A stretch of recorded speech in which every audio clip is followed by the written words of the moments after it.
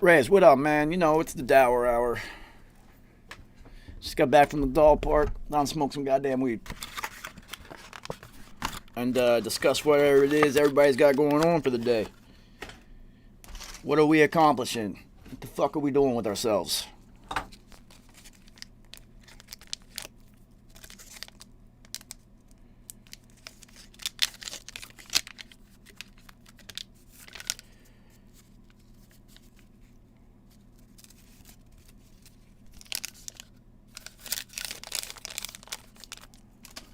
I imagine that Instagram is not going to direct too many people over to what I'm doing today, considering what the fuck I've been doing on Instagram today.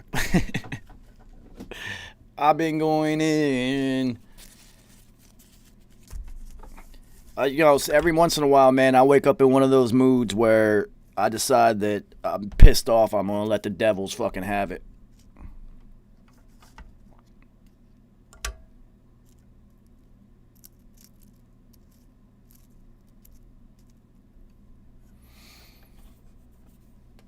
Let them have it, I say.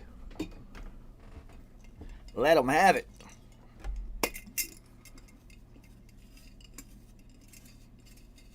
What up, everybody? It is the Dour Hour. Send your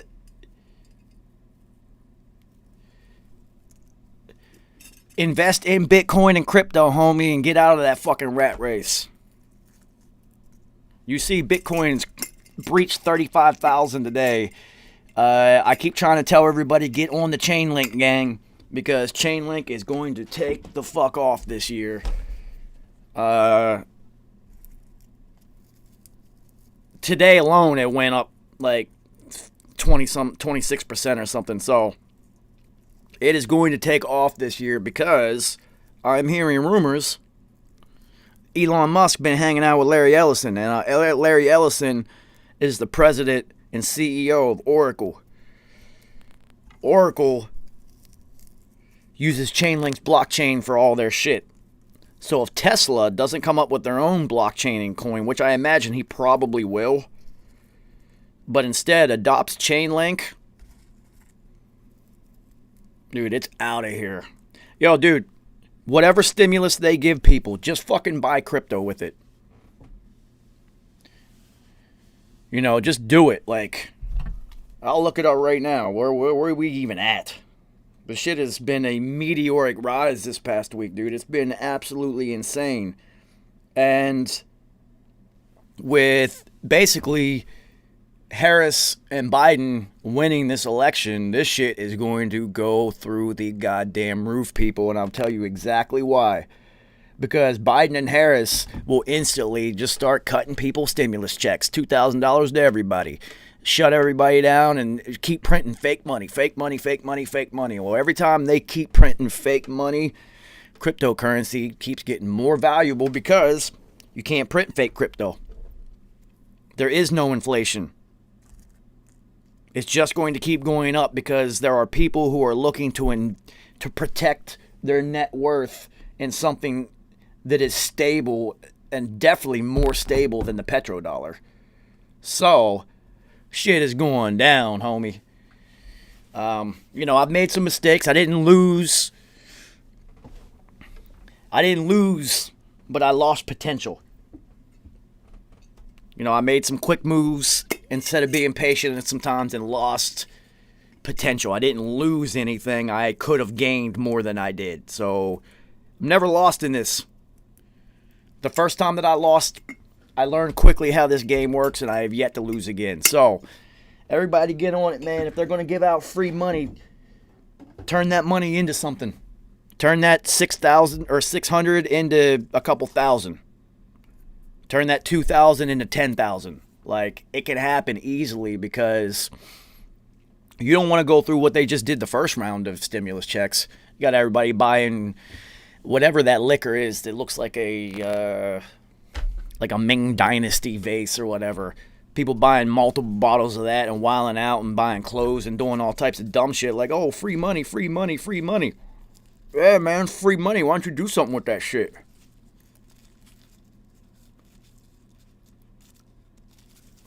And it's like, with all this shit that's been going on, man, if this 2020 didn't turn it on in you and make you get out there and get it on your own, then it's just not in you. It's not going to happen. And there's nothing wrong with that. Stability and comfort are to me, some of the worst drugs ever. Because when you're stable and comfort, you never take a risk. You never try to make a move to improve. You're too busy being fucking comfortable and shit like that. So, it is what it is. I will continue to drop advice, hints, show you what successes and failures that I've experienced myself, and then you will now be informed to go make a decision, to go make something happen on your own, because you necessarily don't want to listen to somebody else. But what it can do is somebody else's words and advice can open a door or open up an idea.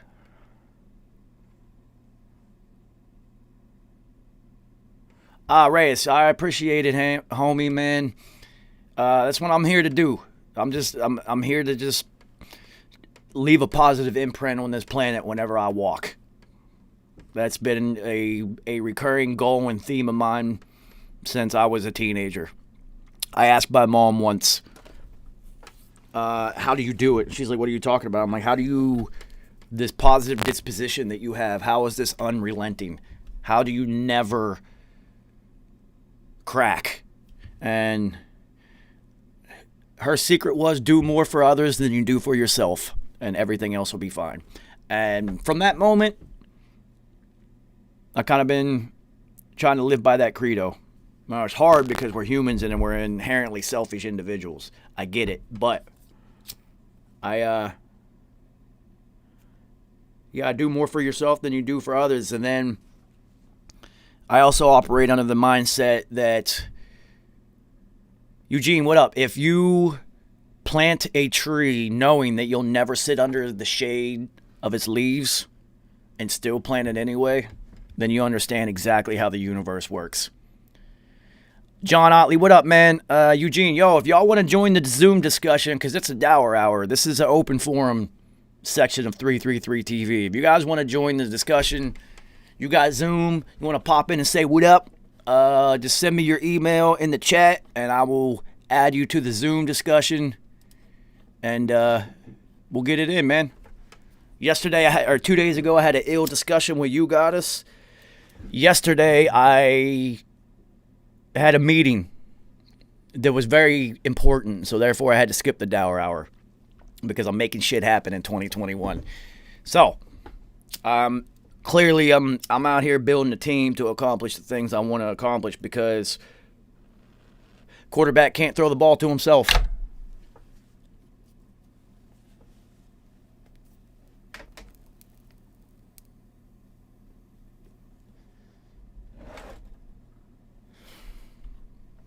You feel me? That's the beauty of team sports. And if you have children, I encourage you to allow your children to play team sports, even if they're not going to be athletes, even if they're not going to, that's not what they aspire to be. Because you got to realize it's like 0.001% of athletes become professional athletes. So let's be realistic here. It's not for everybody. But what it can do is teach you many, many, many valuable life lessons. And the biggest one that football will teach you is that this is a team experience. It takes an entire team. There's not one player cannot take over a football game and dominate and win by himself. It is impossible. It is 11 pieces moving in cohesion together. Now, the dopest part about a football locker room, and anybody who's ever experienced football will tell you, it teaches you how to work with people that you might not necessarily get along with or like personally towards a common goal. I feel like in business, a lot of the times people are just trying to climb the ladder, so you'll step over people. It's the whole crabs in a bucket mentality. But with football, there is no crabs in a bucket mentality, because you need that guy to do his job. Because if he doesn't do his job, then you can't do yours, and everybody loses, and now you guys suck, and you're not getting contracts, and all of a sudden you're out the league and shit like that. So it's I encourage you, if you have kids, let them play team sports, man. Doesn't even matter which one it is. Just let them play, and whichever one they like, just let them play the shit. Well, yeah, homie, we won't talk about the goddamn Eagles. D. Barry, what up, yo? Yo, Jason, last night on Great Matter, me, Carrie, and Nice discussed the Eagles fucking whatever the fuck it is they were doing. We discussed it at length last night. So I came up with my theory. Jeffrey Lurie, the Eagles owner, had to have told Doug Peterson, we need you to lose and tank, homie, because we want that 6th draft position. If you do what the fuck we say, you'll keep your job. Because there's no way in the world an NFL head coach will tank on national television with the world watching if he didn't know he was guaranteed his job. Because there's no way you're going to get fired. Nobody's going to fucking hire you if they see you tanking like that. There's an unwritten rule in football. You can tank in any other sport. In football, there's an unwritten motherfucking rule. There's warriors out there and gladiators. You try to step off the gas pedal and pussyfoot out there, and somebody's going to get fucking hurt. So there's an unwritten rule within the game of football that you don't do with what the fuck the Eagles did. You just don't do that shit. You can lose on purpose if you want, but you don't go out and literally tank on the field. That shit was just call running plays the whole game. You know, have your quarterback throw interceptions. Don't skip field goals from the 4-yard line when you're down by 3, or don't fucking put a quarterback who's never seen the field in over 3 seasons in the 4th quarter of a 3-point game. Like, it's just, we know what you were doing. Alberto, what's the symptoms, homie? You got the Roni?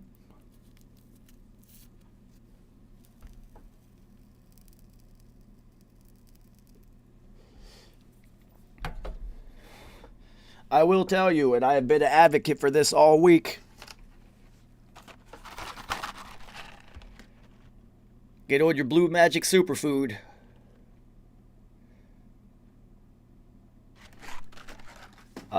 Shit is like Red Bull in algae form. It's nuts. I can definitely feel it's doing something within my biochemistry. That's for fucking sure. I feel like my temperature's running hot the last few days. Like, there's just a lot of work going on. I feel like 98.6. I might be running at like 99 degrees right now. There's a lot of work going on in there. Lee 10 Brink, what up, man? Paige, what up? Yo, D Barry, you guys know I'm not sponsored by nobody except my mom's Medibles.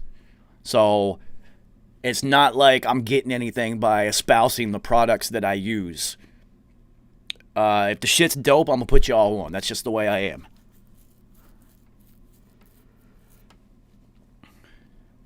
Yeah, Paige, and I woke up today with the mindset of I'm going in on these motherfucking Devils today. Because I knew exactly what was about to happen, yo. So,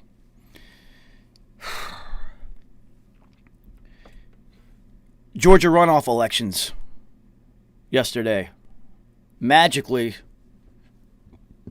even after they had all of those Dominion voting machine issues during the main presidential election, they still use the same fucking voting machines. And then magically, last night in Georgia, issues with the voting machines. Oh my God. Yeah, whatever.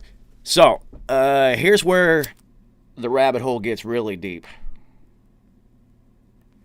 I find it hilarious that they are literally today. It's the 6th. They're supposed to vote. The Electoral College is supposed to vote today to confirm Harris Sniffer, Biden, and President Harris as the new administration today. Don't you find the timing yesterday? All of a sudden, Kim and Kanye announced that it's an announcement that they're getting a divorce. There's only one couple on the planet that could have moved the needle more than Kim and Kanye. And that's if Beyonce all of a sudden came out and says she's divorcing Jay-Z. That would have been huge. But they're not with that media circus shit, and they'll only pull that ace card if necessary. But they've been holding this Kim and Kanye divorce card for a while now, and bam, right on time when they needed the biggest distraction possible. Everybody look over there at Kim and Kanye divorcing. Don't look over here. We're not doing anything. They just jammed through a $3 trillion fucking stimulus bill. Where the fuck that money's coming from? The Senate and the House are both now democratically controlled, which means President, Senate, and House all control. So there is absolutely nobody to stop whatever bill was passed or whatever bill is proposed. No matter how egregious and absolutely insane it might be, there's nobody to stop it now. They will rubber stamp every piece of legislation that they create right through. And no matter whose side is in charge, that shit is dangerous. Red tie, blue tie, either side, doesn't matter. But if you have nobody saying no or raising opposition to all the dumb shit you're doing, there's no way to stop it. And then you look like London, where Boris Johnson just said, hey, no, we're shutting everything down, and everything's shut down. You can't even, there is no opposition. There's nobody to say no. You can fucking protest all you want. It's too late for that. It's already over. So you must now adjust to the new reality and the new realm and the new way that things are going to operate, or you will get consumed by it. Yeah, Dre had a brain aneurysm. I can imagine that man is under an awful lot of stress. Awful lot of motherfucking stress, man. His wife trying to get $2 million a month from him. Like, she probably knows all his dirt from his entire career. He's awful stressed out right now. Stress will kill you, people. Jason, man, the whole MF Doom thing, I think that was literally just him, his wife, his estate, and whatnot. I think that was up to them. Because Doom was always, different. So, it would be a very Doom thing to do to have passed or transitioned on Halloween, the day where most people wear a mask, in the year of the world wearing a mask. I don't find it shocking. It seems metaphysically appropriate. And if you want to go down the conspiracy theory route, which we always do, the timing of it seems very fortuitous for the puppets in control. The rapper who is most famous for wearing a mask, leaves us on the day that everyone wears mask, in the year of the mask. There are very, very, very, very few coincidences in existence. So I have a hard time believing that anything is a coincidence.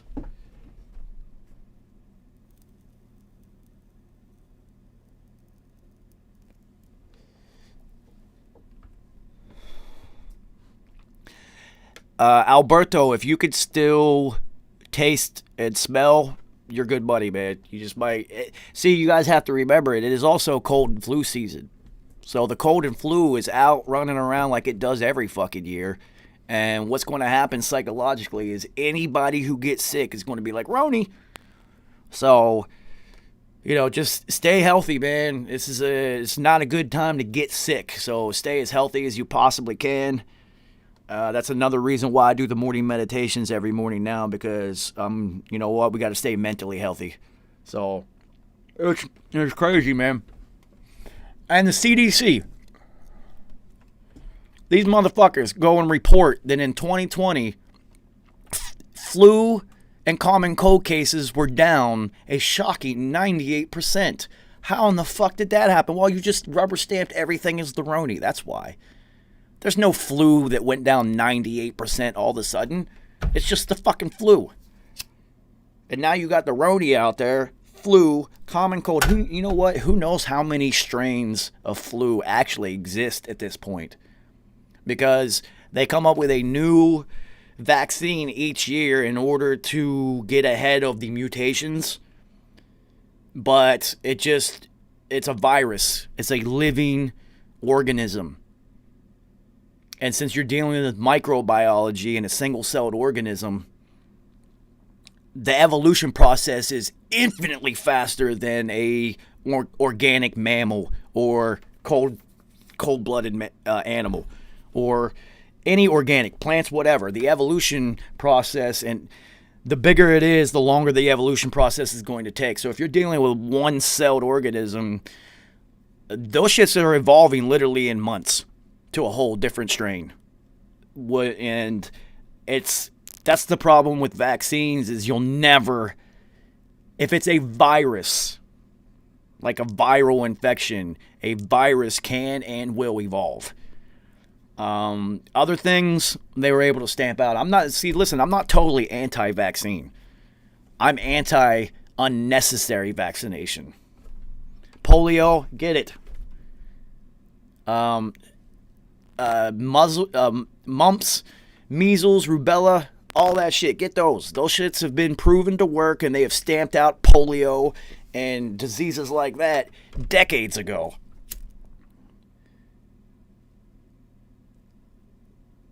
Effective vaccination. I'm all for it.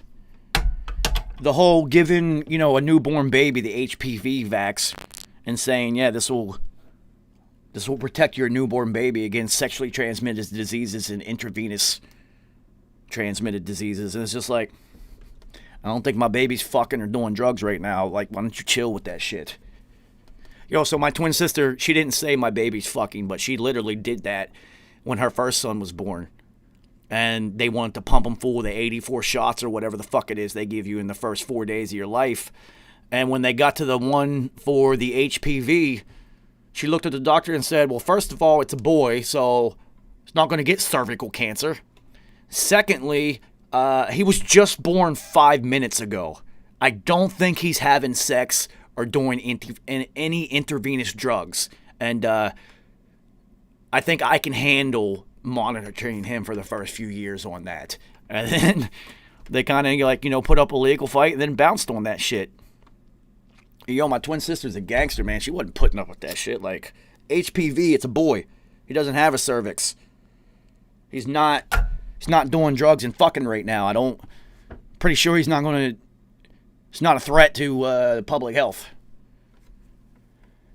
I mean, if it is about to end, there's nothing we can do to stop it. So just fucking vibrate positively, leave a good imprint, and then make sure that whenever it does end, whenever they start this dumb shit all over again for who knows how many times the world has been, how many iterations we're on, that you don't have to come back and do this again. That you have evolved to the next plane and you get to leave this one.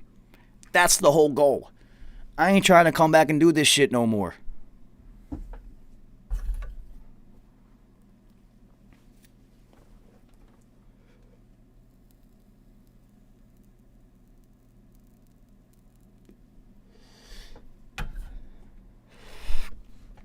I saw a True Detective Season 1 is the dopest single season of entertainment in history to me, I think.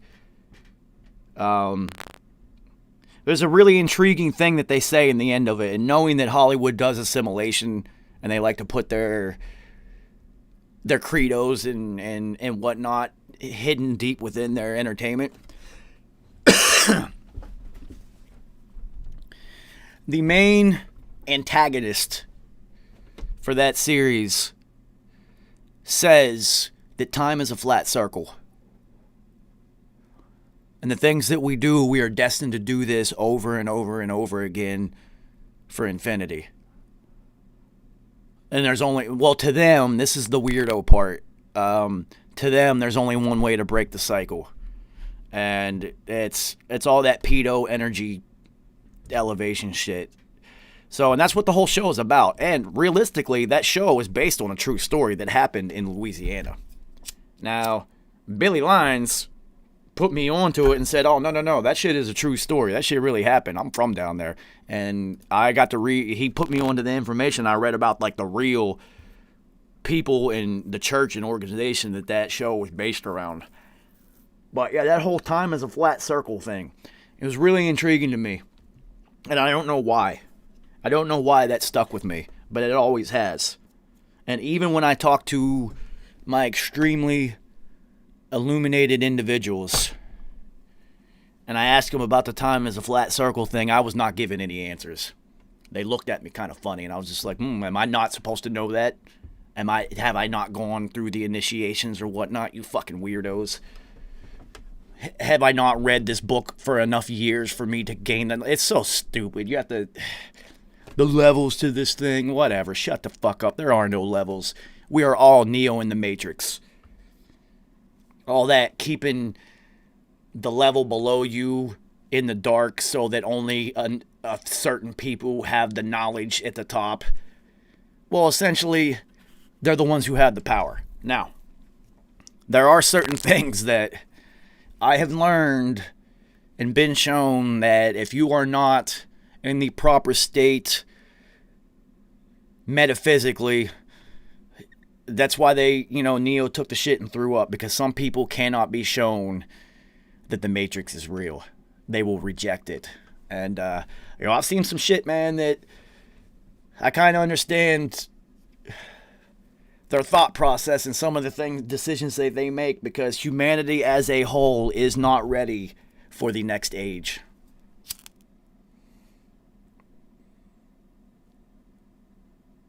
And it's not even humanity's fault. These last 10 years, 15 years, 20 years especially, the rulers of the world have dumbed down humanity. Social media has literally ripped out the soul.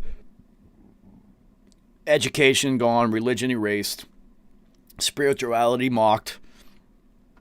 The world's in chaos and upside down, so I think we're actually devolving as a totality. Well, that's not fucking cool. But all you can do is worry about yourself and your own personal evolution. And your own personal evolution can affect those immediately around you. And then they can affect those around them. And then it's just a ripple effect. It's the stone in the pond effect. So it's got to start somewhere. And the only place it can start is your fucking self, yo.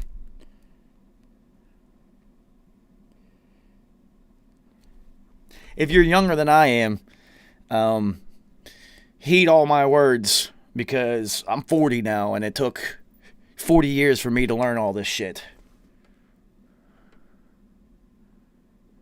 Probably. I mean, they won't ever label it that. They'll never label it that, but yeah. Internally, yeah, I can totally see that, dude.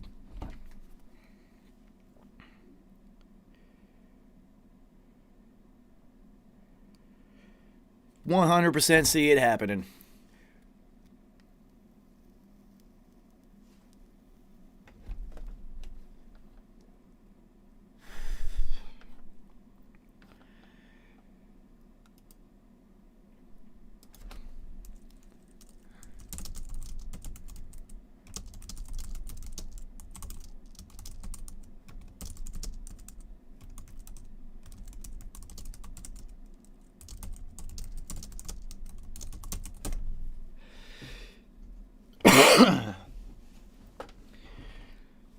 Woo!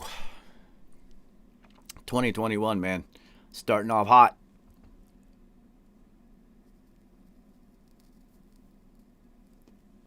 Yo, that whole fucking Kim and Kanye thing, man. That shit is really blowing. It's not blowing my mind. Just right on time. The timing is impeccable. Right when everyone needs to have their attention diverted. January 6th, here we are. It's time to elect a U.S. president through the Electoral College drafting and whatnot. And you've got a few senators and congressmen who are like, nah, we're not going to certify our states. They don't want nobody to know this shit is going on right now, man. Nah, right now. Right now, Peja. The Dour Hour is always an open forum. That's why I got Zoom up right now instead of my normal shit. Whenever I'm doing the Dour Hour, anybody can pop in and we just hanging out and talking and smoking weed, homie. There is no. This is the forum. It's just open. We just hanging out. Trying to see what everybody's working on, what they got going on in their lives, what they think. If I can help out in any way whatsoever, shit like that.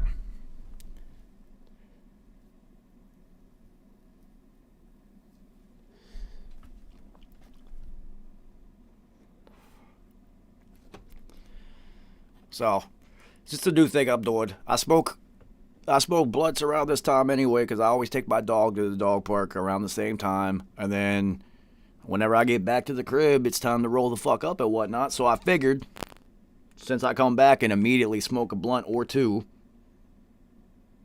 and watch YouTube videos, why not create them instead?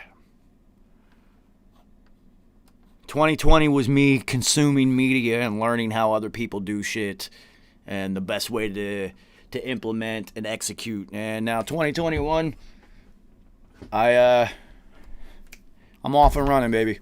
It's I'm gonna try to do this every day. Like every day in the afternoon, when I get around this time, I'm gonna hop on for an hour or something and just kind of hang out. The days.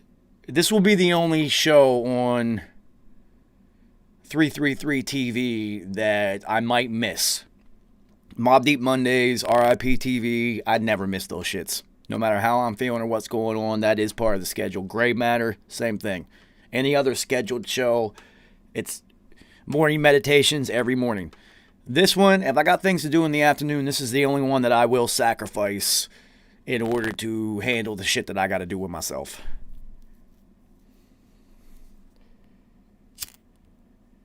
100%. We are in a consumption economy. In order for our economy as a world to operate at the way that it has been and will be, it's a consumer world. It has to be. People have to manufacture things, and then those things have to be shipped somewhere, and then they have to be sold, and every point along the line, and that is the economy. Credits based off all of it, banking, finance. There's too many people to have like an egalitarian society where people are trading goods and services. You can do that in small groups and villages and whatnot, but once you have different cultures, and things like that, you're not going to go trade salt for textiles. It's just not the way the world works anymore. So that's why the economy exists. Now, the problem with it, and as with everything, it's easy to those who write the rules can manipulate anything how they see fit.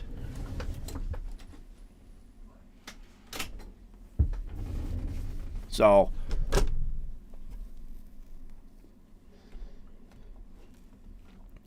I mean, the consciousness, spirituality and whatnot, that's awesome. And the thing with spirituality and consciousness is there's no timetable with it. It just happens whenever you're ready. I mean, I used to know a girl who was fucking for a Louis bag. That's why Cash put it in a song, because that shit was actually happening. I knew this dude that used to manage rappers came to the studio and told us a story about some chick who was bad. And, a lot of people was trying to get with it and whatnot. And he's just like, listen, man, it only cost me a Louis bag. I thought that shit was fucking hilarious. And then me and Cash put it in a song.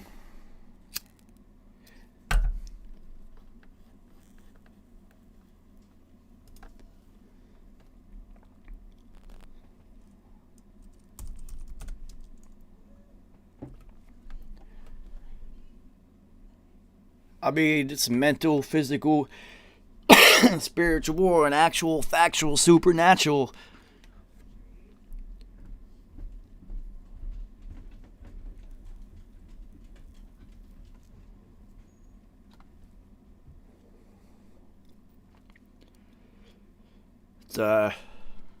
It's It's the age of Aquarius. It's not the end of the world. It's the age of Aquarius. Yo, I hit up my dad the other day, who is, I think he's 80.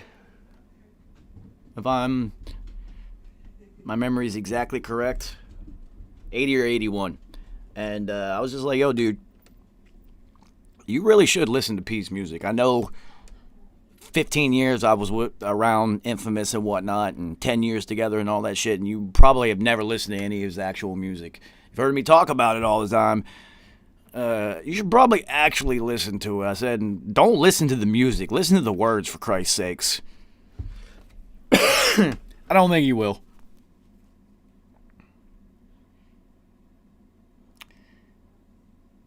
Well, apparently there's rioting and whatnot going on in Capitol Hill, which is to be expected. It's January 6th. So the theater of politics is at hand today. I'm not going to switch over to the rioting because who cares? It's to be expected. Now, here's the odd thing about this. I'm going to try to explain to people. Conservatives by nature are not going to riot and burn things down. They are conservative. They don't protest, and the majority of course, there's always the fringe elements, right?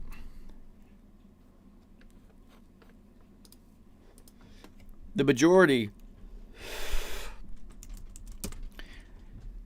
don't act out like that. That's why they are conservative by nature. But if you piss them all off as a whole, and they all band together,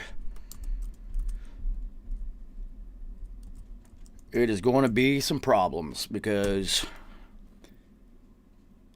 make sure I spell this right, Aeifln. See, I spelled it wrong. This is what happened in yesterday's Dour Hours. I spelled everybody's email wrong when I was typing it in. I felt really bad.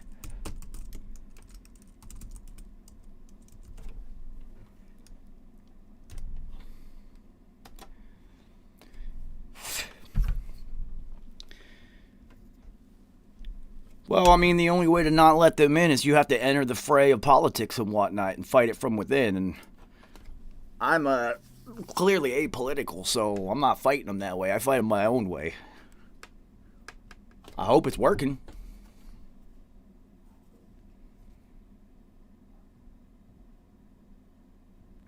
Yo, now I just got somebody else that texted me and said I can't say I didn't know this was going to happen. There must be something really going on right now, so let me check the news real quick. Seems like it might be going down today. The chaos that was being sown over the last however long, I think it might be here.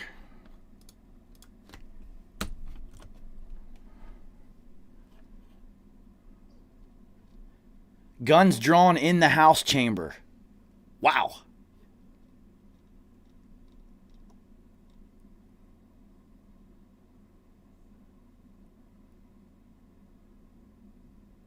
The Library of Congress has been evacuated.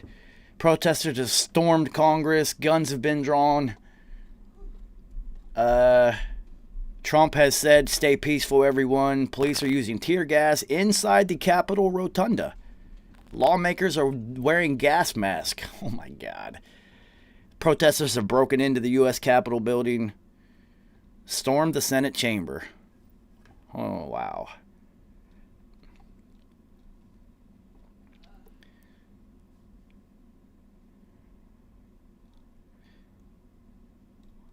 Wow. Well, I mean, this was actually... Nah, that's only a small group of people. Now, this might possibly, be the first domino. But you should have known there were going to be people pissed off.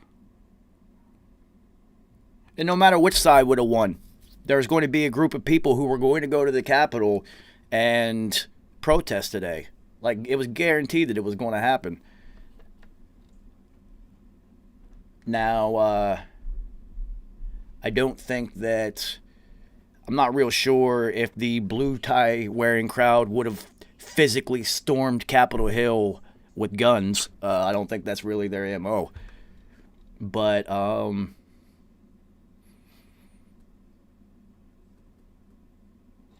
interesting. Interesting. Should have known this was going to happen. Everybody who's in DC, man, stay safe out there. It is going to be chaos in your city for a while.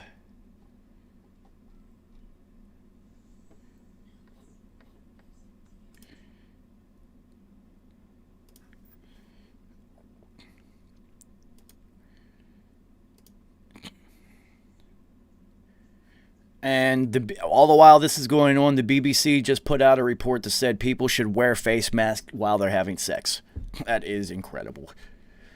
Exchanging of bodily fluids will not give you the Rona, but breathing will. Interesting.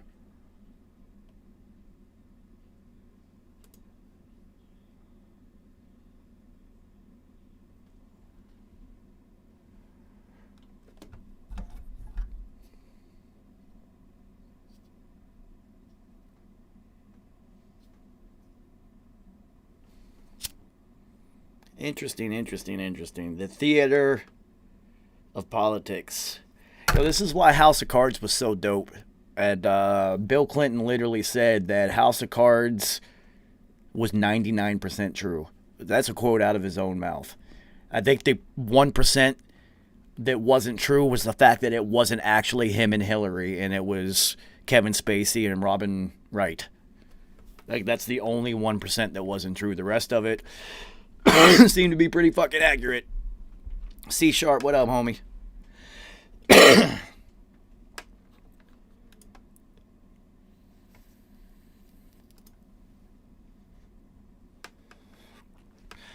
Now, it is interesting that Vice President Pence has granted Ted Cruz's motion to object to the Arizona Electoral College result, which means that there is no president being elected today.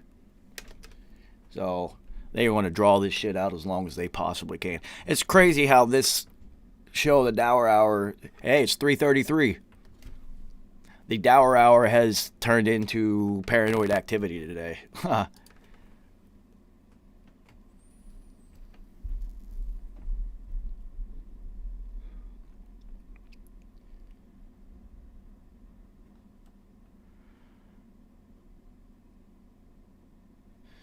Interesting shit going on out in the world today. Every day is an important day. Well, he's going to remain in office until they figure this shit out. The Electoral College has to certify each state's votes in order for the president to be elected. And right now, you've got Ted Cruz has been given the opportunity to object in Arizona, so that's at least one state. So even with just one state objecting, now they're going to have to do a voting audit or at least a trial of it for the state of Arizona. And if that happens in one state, it's likely that it's going to have a domino effect and happen in other states. So this shit is going to be drawn the fuck out. They are trying their best to start a civil war. I haven't even done paranoid. I did election show or election day paranoid activity. I just haven't picked a day to do it. I think I'm going to do one on Fridays because I don't really have a show on Fridays. So I think I'll do it on Fridays. I don't really have. I should have worked harder and like build it up and whatnot.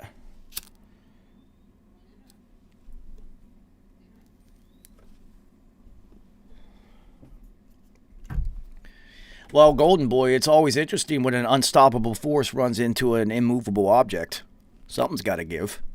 Even if you look at the sheer physics of a immovable object getting hit by an unstoppable force, the moment that they meet, the energy that is created and released would be astronomical, and that's how it works. You can do that with people.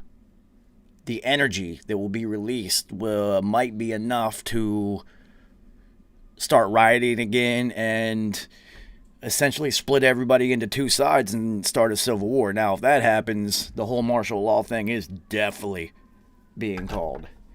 And as I'm talking, I hear in the background in Brooklyn, sirens going off galore. No big fucking surprise, it's Brooklyn. Shit has been outrageously violent outside lately. ACGC, what up, homie?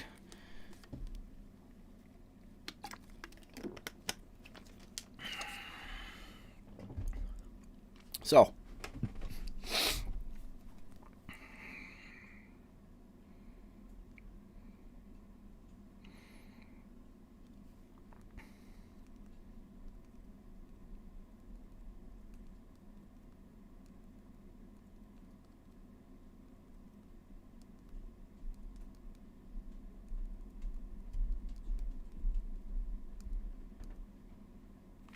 I find it kind of funny that people were actually able to storm Capitol Hill and get inside. Like, Capitol Hill has been locked down for days with anticipation of this happening.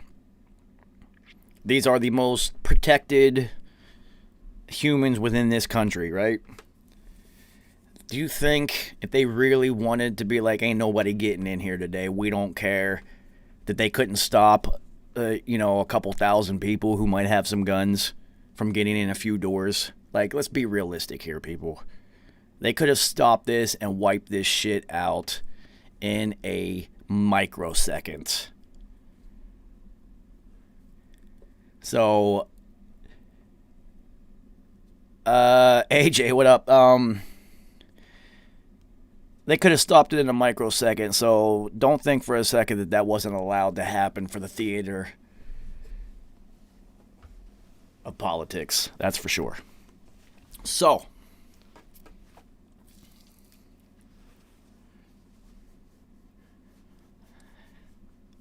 dude, it's the Hegelian dialectic playing out in real life. Create the problem, which has already happened.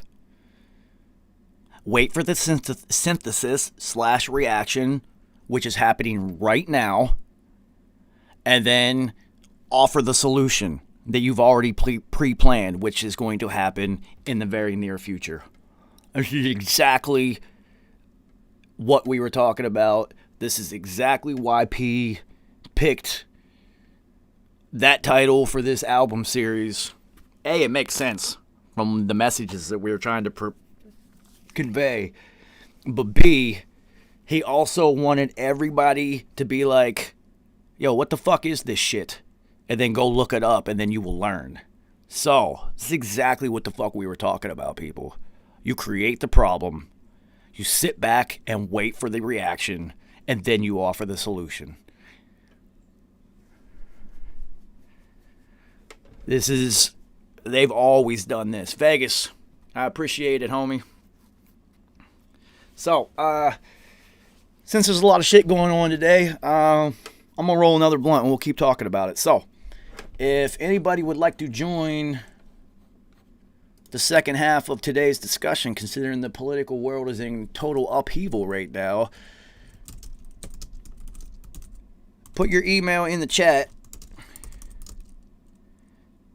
And if you have Zoom, pop in, man. I'll add it and then pop in. I hope I don't type it in wrong. I have a tendency to do that sometimes.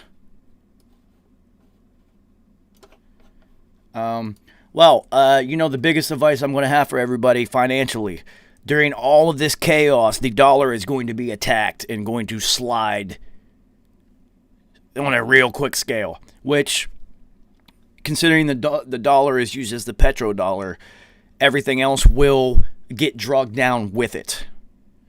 So, cryptocurrency, people, because that shit don't get affected by it.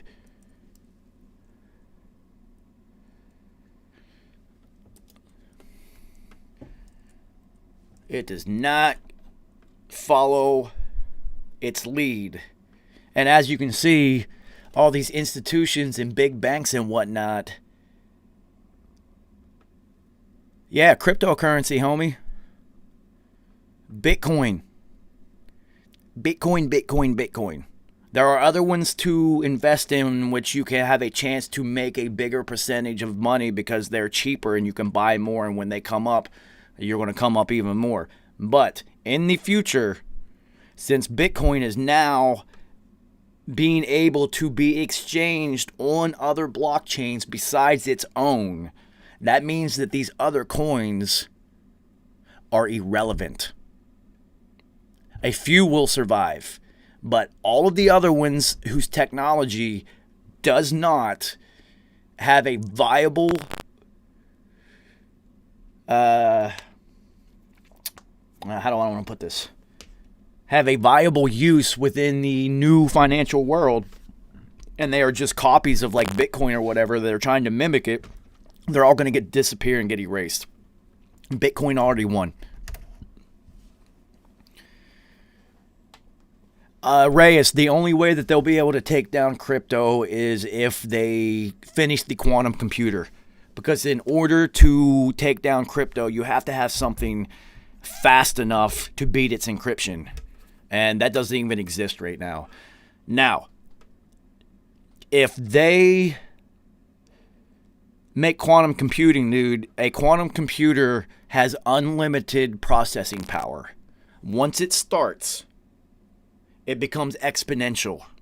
It will never end its computing power growth. You're talking billions up in its eventually into the future, trillions of executions done in a microsecond. Trillions in a microsecond.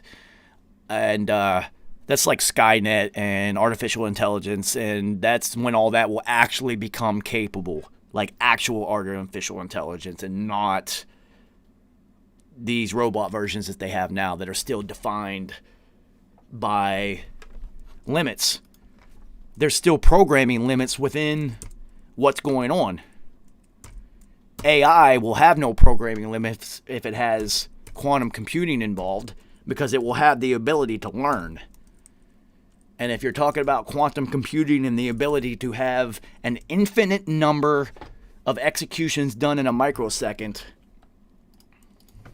you're talking about a computer that will never stop learning. Ever.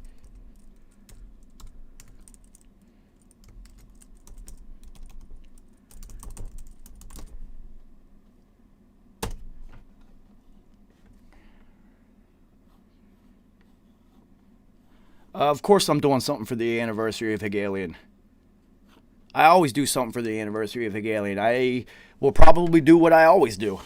I will do a full album breakdown and then a comparison as to what the world looked like 4 years ago when we made it, as to what has happened and unfolded in the 4 years since then. Well, Three Eyes, the thing is once they have the quantum computer, they're not even going to try to mine Bitcoin anymore, dude. They'll have cracked it, and there won't be a point in mining it. Now, see, the thing is with Bitcoin, it's written in the source code that there can only be 22.1 million Bitcoins ever. And that's why it's so valuable, is because its scarcity is programmed into it. So you can mine all you want, but there's only 22.1 million. So if you get a quantum computer ahead of everyone else and you start mining, you'll just end up mining whatever's left before anyone else.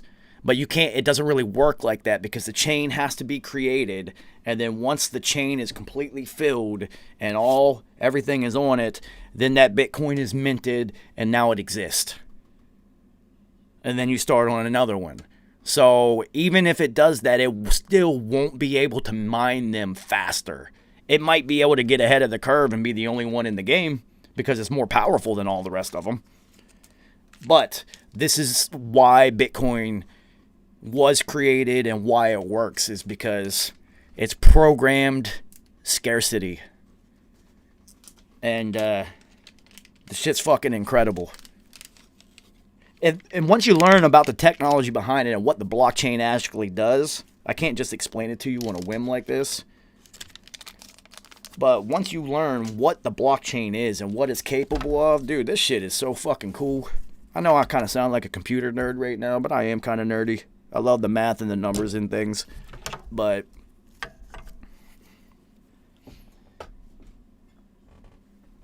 shit's fucking cool. Grant, I sent you the email.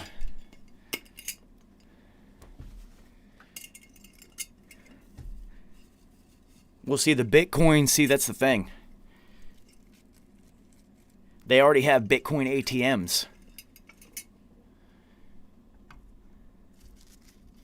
So if you guys want to get on a couple of coins before they explode and become relevant, Ontology and VeChain.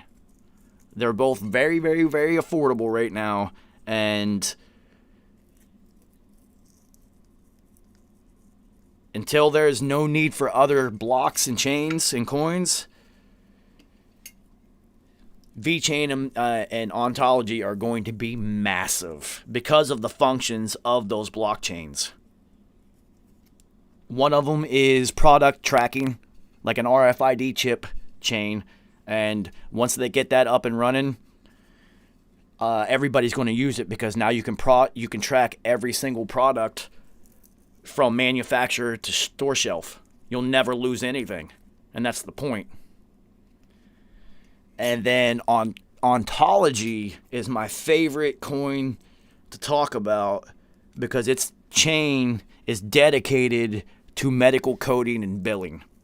And the medical billing and coding industry is multi-billions. And if you talk to anybody who works in healthcare, they will tell you that they spend more time filling out paperwork than they ever do with patients. And the blockchain will eliminate not the need for the paperwork, but it will eliminate the time requirements, the cost, and will also exponentially raise the efficiency of the industry. So, yeah, Emmanuel, you already know. So if they figure out the blockchain for medical coding and billing, then anybody else who needs that service is going to fuck with their technology. See, that's the only thing, Dot, is neither of those are on Coinbase, and I am fucking waiting because I am not evolved past just using Coinbase yet. I know I should at this point. This is like my second year in crypto, so I should take a step up. Oh, Vegas, that's crazy. That's wild. Yo, come on, man. He unfollowed him on Twitter during today. What are they, fucking rappers who have a beef? What did Pence like one of Melania's posts? Yeah, fuck your automation, give me a human being. Nah, I think Pence liked one of Melania's posts, and then Trump took it personal like he's a fucking up-and-coming rapper, and now they got fucking Twitter beef. He's gonna unfollow him. What the fuck? What is this? I hate this shit, man. You wanna unfollow him, really? Today, all days? You know they're gonna talk about that shit in the news.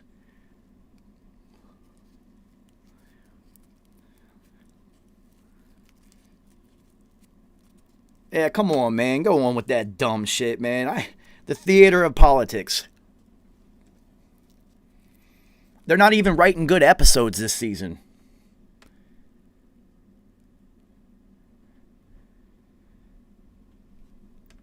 You know, like whoever's writing this season of United States politics, they must have been the writers for the last season of Game of Thrones or something, because it's not that good this year. I bet you aliens are watching us just like, yo, this season of Earth sucks.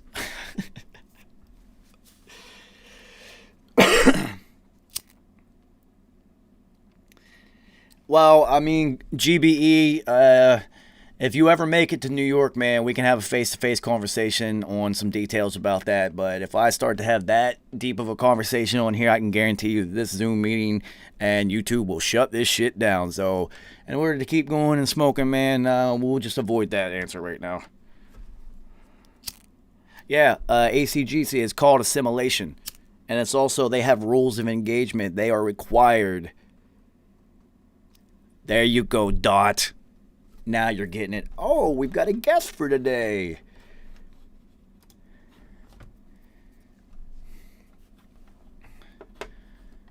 Yo, this is always hilarious when I do this because I get to see somebody's face instead of just their YouTube handle. What's up, man? Grant, what up, yo? It's like I said, it's crazy because you know how it is. It's like when you hear a rapper and you've never seen him or something, you just create this vision of what their voice is in your head, and then you see it and you're just like, that's not what I thought it was going to be. Thanks. I just see people's IG names. I don't know, clearly your name is Grant. You made it easy. Yeah, simple. Yo, what up, homie? Welcome to the Dour Hour. Appreciate it, man. Thank you. Glad to be here. Yeah, well, apparently there's chaos going out in the fucking streets of Chocolate City right now. What the fuck? It doesn't make any sense, and I be telling people it's a fucking reality though. But like they gotta catch on to it. But no matter how many people I tell, they refuse to fucking believe me. They're just confined to this matrix. Well, I mean, that's why the Matrix is so dope. Yeah. Like it's literally like an allegory for consciousness and evolution, because it's like they tell you past a certain age, people will reject whatever you try to show them because everything's been too ingrained in them already. Cognitive dissonance. Yeah, they just, you know what I mean? Whatever goes against the belief system, they want to tune it out. Well, you also know that the masters of the universe understand the herd mentality and the human mindset and how it actually chemically reacts to things. So they know how to lead the masses down whichever path they want them to walk. The Nazis figured it out. Propaganda and mind control and all that shit. And, once we went over there and kind of, freed, the Jews and Europe from the Nazi grip, it's not like we snuffed out all the Nazis. They were just like, hey, all you scientists that figured out all this shit, you want a job? And then it's Project Paperclip. We just brought them all over here and gave them jobs. Damn right. I mean, Damn right. Honestly though, if you're the ruling entity of a country, wouldn't you do the same shit?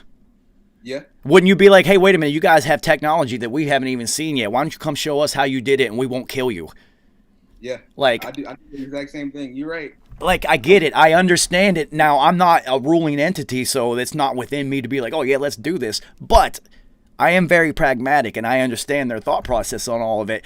Because if that didn't happen without Project Paperclip, we wouldn't have NASA. Right. Because Werner von Braun, the Nazi rocket scientist, he came over and became like really, really high up in NASA, and that's how we created the space program, because we didn't have rockets before him. Facts. Now, the crazy thing, if you want to really, really dig deep, and I love to do that shit, without alien technology, then he wouldn't have figured out rockets, because supposedly the story goes that in Siberia, deep in the tundra somewhere, there was a UFO had crashed.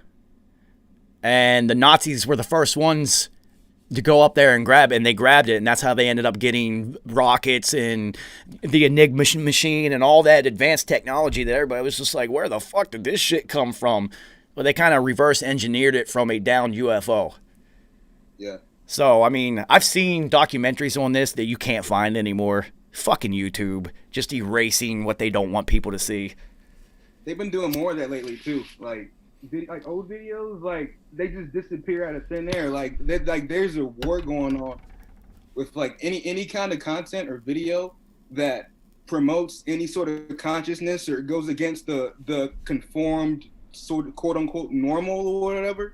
They're taking that shit down because they don't want people catching wind of the truth. Well, see, or anything that can kind of plant any kind of seed. Go ahead. See, so me doing this YouTube thing for the last year and basically trying to figure out that this is a computer we're dealing with. It's still defined by ones and zeros and rules and dimensions, right?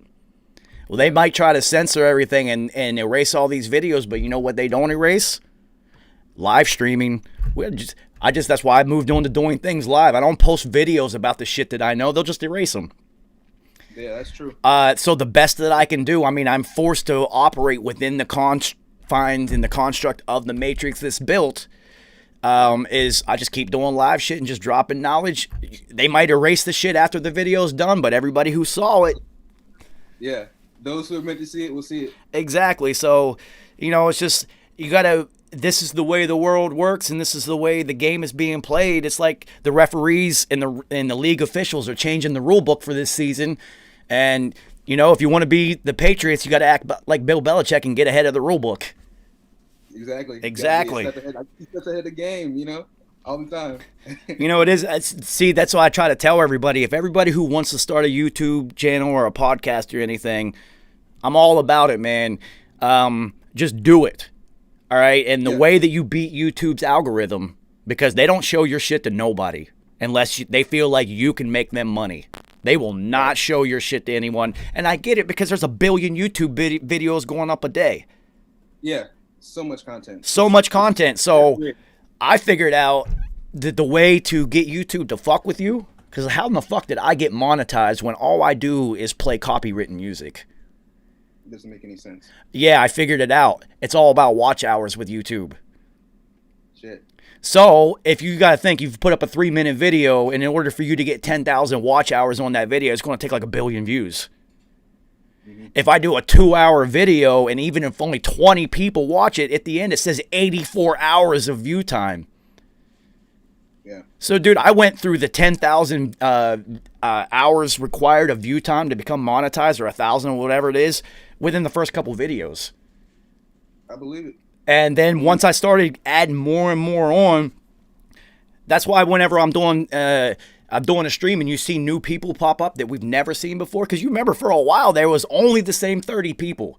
Yeah, it was. And then I had to figure. Yeah, they changed their algorithm, and I had to figure out why. Because I watched a couple other YouTube people's channels who are huge. They got like 1 million subscribers and whatnot, and they were talking about it, how YouTube changed shit and blah blah blah. And I was just like, all right, so they changed it. Let me see how it works now. And right now, it's all about watch hours and super chat. Mm-hmm. That little money button. If somebody clicks that fucking money button during your video, they're automatically going to show it to other people. It's showing up in their feed because you just generated funds for them. Yeah. Dude, it's crazy. It's literally, it's become so big that it is just a computer program now. It's not people. It's too big. 1 billion videos a day. It's impossible to filter through all of that shit. It's impossible. Yeah. You're damn right. You're damn right. So now they rely on a computer. So now all you have to do is just beat the computer. Yeah. It's still defined. It's just the Matrix, dude. The agents are still defined by rules. Bro, Mac Miller in his song, I'm sure you've heard it with Sean Price. It's called Pet Sounds. He was like, "We live inside a computer." He said some shit. I was like, "Damn right we do." Like, everything is fucking computerized. Everything we do. Like, it's hard to imagine life now without any sort of computers. But at the same time, like, computers are cool, but I think we rely heavily on them.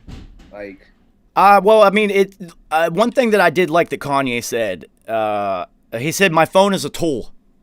I only use it when I need that tool." Mm-hmm. And it is. Yeah. Now, the funny thing is, like, now, trust me, I hate phones. I hate social media. I hate all that shit. And all my, Reyes, I appreciate it, homie. All my friends who know me really well were just like, dude, this is hilarious how much you're on social media and shit now. I'm just like, it's required at this point. You have no choice. You have no choice. If you want to do any show or podcast, you have to fuck with YouTube. You have to. You gotta assimilate. You have to assimilate. You have to. And I was talking to a homie that does a lot of retail and business things, and he said, if you have a business and you don't fuck with Amazon, you are going to be erased and consumed. You better get your business, sell all your shit through them, because essentially soon it's only going to be Amazon left. Because everybody's just going to use it like eBay or Alibaba, to where it's a merchant site, and you're only using them because of the amount of traffic. You have to. You have to. You'll never survive on your own. Yeah. Especially if you're starting out. It's nuts, man. It's nuts how they're going. But that's the way it is. So just get ahead of it. Yeah. Totally agree. I mean, I didn't want to do any of this shit, dude. I don't. But, once streaming services, see, that's another thing, technology. Everybody listens to streaming, and if the gatekeepers decide that they don't want that song on their streaming services, nobody can get it anymore. That's crazy shit you said that, because I remember years ago when Hegelian dropped, I was fucking 21. I was listening to this shit fucking like every day going to work, like every day. And that shit just resonated with me. And I was trying to put my friends on, but like them motherfuckers ain't up on that shit. Like it was just going above everybody's heads. I remember Peace saying real men drink water, stay with our women. You know what I'm saying? Raise our daughters, and the little men too, and teaching the things they want to teach them in school. Like that shit is so trill, man. But it's like I get goosebumps they even hearing the lyrics, yo. Yeah, they promote that bullshit, man. I'm like, yo, like this is not what y'all need to be listening to. Like, well, I mean, the thing with that particular album, and the last time that me and P physically hung out before he passed, I was out in Long Island at the time, and he drove all the way out there so that he came to the home studio, and we did all the skits, picked them all out and whatnot for books 2 and 3. Mm-hmm. And we were taking a smoke break, and he looks at me, he goes, yo, you were right. And I'm just like, what about this time? Being an asshole that I am. Like, of course I was. What are we talking about here? And he was just like, you're right, this album, it's not going to work now. People are only going to find it whenever they're ready. And he's like, I have to realize that what we made is a book of knowledge, and people will come to it when they're ready. I can't worry about sales and streams and all that. I said, no, you can't. Just worry about books 2 and 3 for that shit, homie. Book 1 was its own thing, and we did that for a reason. And this was after it had already been out. It had been released, and he's like, it's not really catching on. I'm like, it's not going to. We knew when we were making it, this wasn't meant to catch on and be big. That wasn't the point of this. That's why we're doing 3 of them. The other ones can worry about that shit. This is exactly what it was designed to do. And anytime I have anybody that hits me up and is just like, yo, this shit saved my life, it woke me up, any of that stuff, I am a truly humbled human being, because that was the point. And that means it worked. Yeah. And that means the 10 years of research that I did on sacred geometry and metaphysics and all this stuff hidden within music, and how the Egyptians used sound to heal people and all this stuff, that it worked. It worked. Yeah. It fucking worked. Well, I mean, this right now, like, it's just a testament that everything comes full circle. Because I never would imagine I would have been talking to like the fucking engineer, the guy who was chilling with Prodigy for 10 plus years and worked on Hegelian, and you know what I mean? I was bumping that shit. Like, I've been up on P probably since I've been about 13, 14. So about like the past 10 years or so, man. And you know what I mean? Like, something about his music just resonated with me. Well, I told P, I have a funny way. If you're close enough with In My Circle, I have a real funny way of delivering messages. I'm extremely blunt. Like, extremely blunt. So, and I told P one day, I was just like, yo, all your fans are fucked up, yo. That's how I started the conversation. He was like, yo, what the fuck are you talking about? I said, you got to be fucked up to listen to you. You're either sick or going through some shit, or like, that's... You have to be human. Yeah, those are the people who gravitate towards your music because they need that. He was just like, word. And I just looked at his face. I'm just like, I probably should have started that conversation a little bit different, but that's me. Fuck it. That's shit. That's real shit. Well, I mean, I'm more of a shadow individual. I'm more a background. I'm in the corner smoking blunts by myself quietly and just observing. But since P is no longer here to be who he is, I have taken it upon myself to be as much as I can be of what he was, because P was extremely accessible. You could hit him on Twitter, Instagram. Yo, he would answer you. I've seen people send their phone number to him and be like, yo, you won't call me? And he'll call them on the fucking spot. I'd be like, yo, P, you're that fucking illest, yo, ever. Yeah. on some Mike Jones shit. Yeah, so I was just like, yo, he made himself extremely accessible, especially through social media. And I never even actually had Instagram before he passed. When we put out a Hegelian, I was just like, fuck it, I'll make an Instagram now, fuck it. You know, and then I just became extremely active because that's what he was. And somebody's got to do it because they're not going to erase it, man. It's not going to happen. I won't let that shit happen. You can't. The music's too powerful. It's too powerful. Like you said, it finds you. And like that music finds you. You don't find it. Yeah. And that's the whole point, man. It's just it. So one of my favorite parables is I think they said the warrior. I think it was a samurai thing, but the man who plants a tree knowing he will never sit under the shades of its leaves and still plants it understands the universe. Yeah. Yo, that shit has always stuck with me. Always. That's powerful. It's like it's legacy and things that you leave behind and the imprint upon this earth that you leave when you walk. That shit is very important to me. Because when P passed, man, I saw how people reacted. I was like, yo, his legacy is so fucking ill, man. And that instantly became, that's what it became about with me. It wasn't about instant gratification or now or anything. It was more about what do you leave after you're done here. Yeah. I remember exactly where I was, too. I was at the beach with my homies. Got on my phone. I saw P died. I was fucking shocked, man. And, like, at my homie's little beach house, like, I fucking went out to the ocean. I was just, like, staring out the water. I was just zoning out.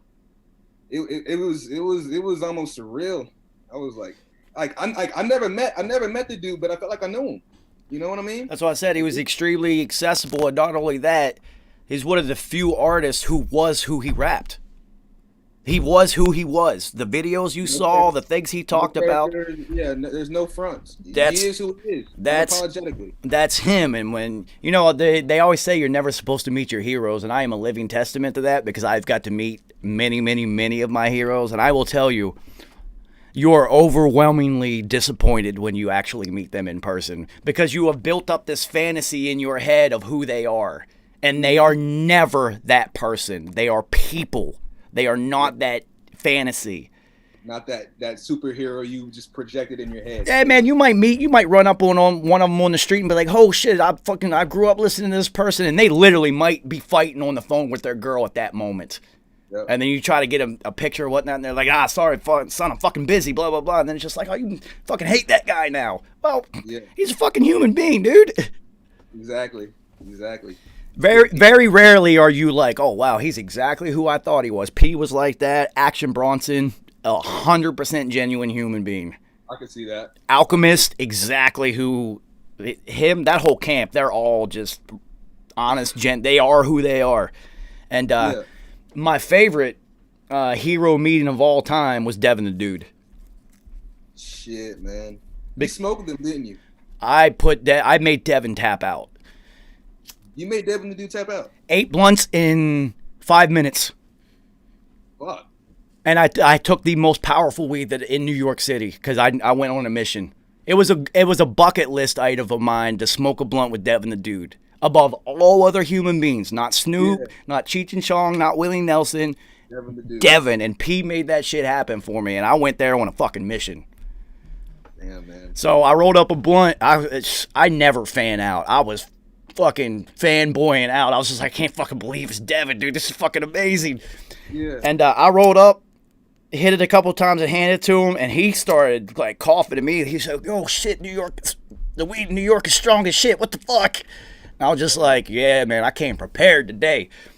Now, I'm not going to act like the second we walked out of the green room that I didn't need help.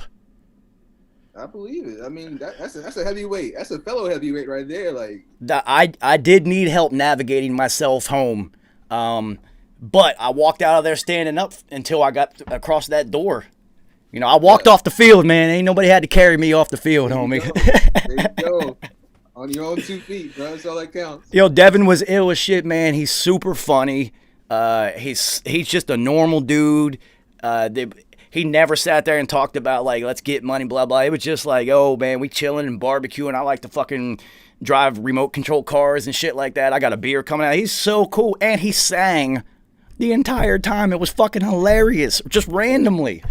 Yeah. He'd just be sitting there and just be like, ooh, ooh, ooh, ooh, ooh. I'll be like, there's no fucking way, dude. There's no way that this is you in real life. Yeah. It's casual conversation. Dude, him and P are the only people who have exceeded my expectations of humanity. I'm like, wow, you're even better than I thought, dude. This is amazing. Yeah. Yeah. So, what you got going on, homie? Nothing, man. I'm about to start up school. I got school in like another 5 days and shit. Rona's got everything fucked up, so we've been doing everything virtually now. So 2020 took me a little bit of time adjusting to it because personally, I retain information better in person. So getting more acclimated to that. So, this is my last year at community college. What you go to school for? Business administration. Yeah, that's what I'm doing. Yeah, go get that knowledge. So I'm doing that shit, man. It took me a little bit to fucking like get on board with this school shit, man, because I spent a few years kind of just drifting, like, man, like I don't really fuck with this shit. Like I kind of had to, figure it out and whatnot. Went back 2 years ago, buckled down. So been doing that and. Well, I mean, honestly, your path is a wise wood instead of you immediately after high school being like, well, I'm supposed to go to college. Let me go waste $100,000 on something I don't even know if I want to do yet. Facts. So you waited until you found something you want to do, and then you go get the education. That's how it should be. Yeah, because, I graduated in 2014, and, like, exactly what you just said, like, all of my peers are off going to school and shit, and I had a few homies, like, we just kind of chilled in the cut.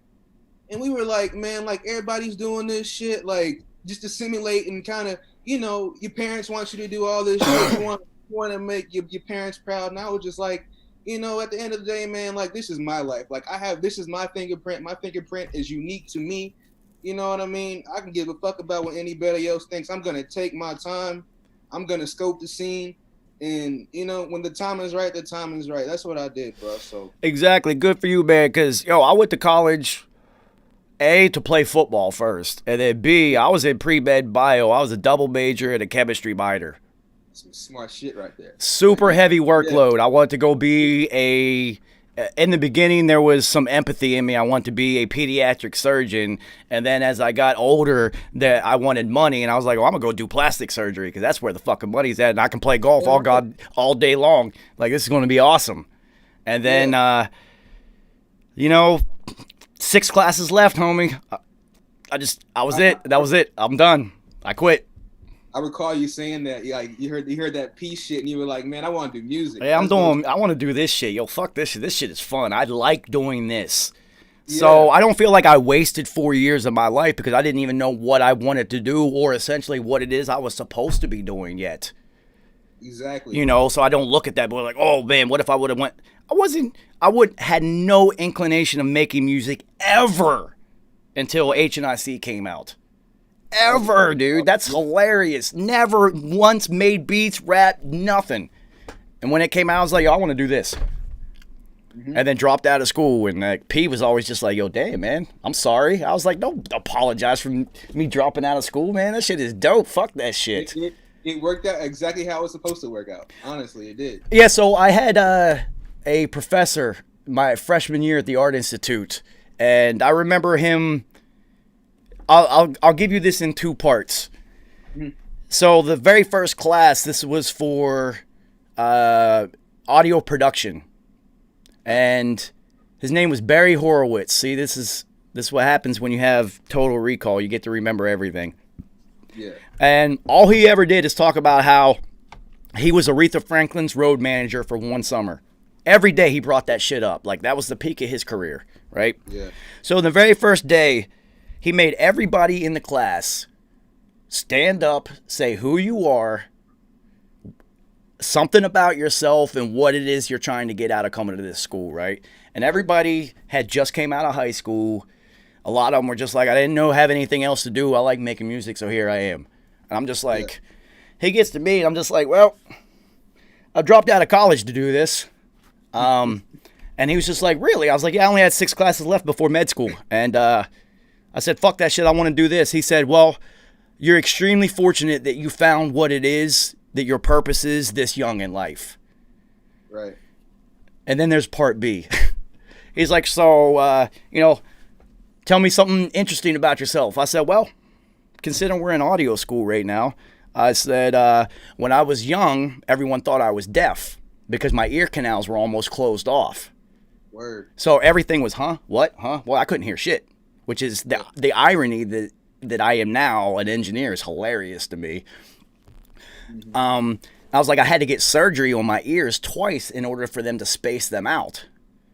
And his response was, well, it looks like you picked the wrong field. That motherfucker said that in front of everybody in the class, yo. You don't do that. Yo, this is me, though. Without skipping a beat, I looked at him and said, I'm going to be the greatest of all time, and sat down. That's what you got to do. And that's gut instinct right there. You know what I mean? It just came out. Yeah, it's funny because it's very Slumdog Millionaire. It's like every piece led up to the next stage, right? So me not being able to hear as a kid actually gave me a huge advantage. Yeah, I wasn't deaf. It was just diminished hearing, right? So I had to learn how to hear differently than everyone else does. Yeah. I hear things by pressure changes. Right. I feel it, right? So whenever I started mixing records, like in class, and they were explaining how you isolate and blah, blah, blah, I'm just like, I already do that. Like my whole life, I've already listened like this. So day one, very first mix, bam, nailed it. Nailed it. The professor was just like, I can hear everything. This is excellent. And everyone else in class was like, yo, fuck you, dude. Because it was graded on a curve and I knew it. So I'm like, fuck you, fuck you, fuck you, fuck you. And it actually gave me a huge advantage because I hear things different, which is why I've always mixed on headphones, because I can feel it. I can literally feel the change. So, I can't believe I need it. You get what you need, not what you want. I wanted somebody to be like, this is amazing, good for you, you dropped out of college, blah, blah, blah. But what I needed was for that motherfucker to tell me to my face, you picked the wrong field. That was that fuel. That was that fuel, that fuel you needed. You know what I mean? It pushed you. Yeah, man, I'm a competitive individual. I was playing football in college. The competitiveness is in me. So I took that competitive nature to audio school to a bunch of fucking hippies and potheads. Dude, they were not ready for that shit. Damn right. So, but yeah, man, nah, it's cool. It's cool that you found what you want to do. There is no timetable, dude. There's no timetable. Like I say time doesn't exist. Like it does, but like you have to. Me personally, like I view everything from like a spiritual perspective, like especially more so over like these last few years. So you kind of have to like realize like everybody's like on their own plane. You know what I mean? Like you have to realize that like everybody has their own journey, their own destination. And once you like understand that and kind of become more aware of your path, so to speak. I'm just rambling, man. But like, oh no, if you want to go down this path, homie, I'm with it. So, the point of life. People always ask, what's the point? What's the purpose of life? All right, so we are here to experience for the Creator, because the Creator cannot experience this plane on himself. So that's what we are here for, and that's why every single one of us is slightly different. Will be every iteration of humanity possible so that the human experience can be fully done. And that's the point. So once you understand this, then you get locked in on your own path because that's your experience. You can't cheat your experience. You have to send the information back to the source code, right? You can't cheat your experience. That's yours. That's your purpose, is your individual experience. For you. Right? So once you understand that, it's like, oh shit, everything becomes easy. You don't even care about anything else. You are just worried about your own individual experience and path. Just make sure you complete what your purpose is. And that's one of the reasons that social media fucking blows, dude. It makes everybody compare. And a lot of social media is fucking false. Like people putting on false airs and putting up, you know, images of who they're not. You know what I mean? Everybody is keeping up with the Joneses, so to speak. It's kind of like it's a false reality, and it's easy to get lost in that shit because you can find yourself on your phone all day scrolling that shit. You get immersed in it, and you get caught up in this fake world, and you kind of lose touch of reality. And like, and you're like, this isn't real life. Well, I It's not mean, real life. so the science behind social media, right? So they have figured out that biochemically, that little like button, when you see that little thing, Dopamine. it releases dopamine. Social media is literally a drug. Yeah. So once they understood how to manipulate that shit, it is literally a comparison tool. You are sitting there comparing your own life and experience versus people that you don't even fucking know most of the time. And like you said, most of it is an over exaggeration of their reality anyway, right? Mm-hmm. So you're comparing yourself to falsehoods and then always feeling inadequate. There's always this feeling of inadequacy. And how do you Yeah. get out of that inadequacy? I want to feel better. I need some dopamine. Let me post again. I need a couple likes. Let me check, see if anybody liked my shit. It's just a never-ending cycle. You lost it. Like I kind of look at it like this: like you're getting recruited to play college ball or whatever, and you're sending in your tapes.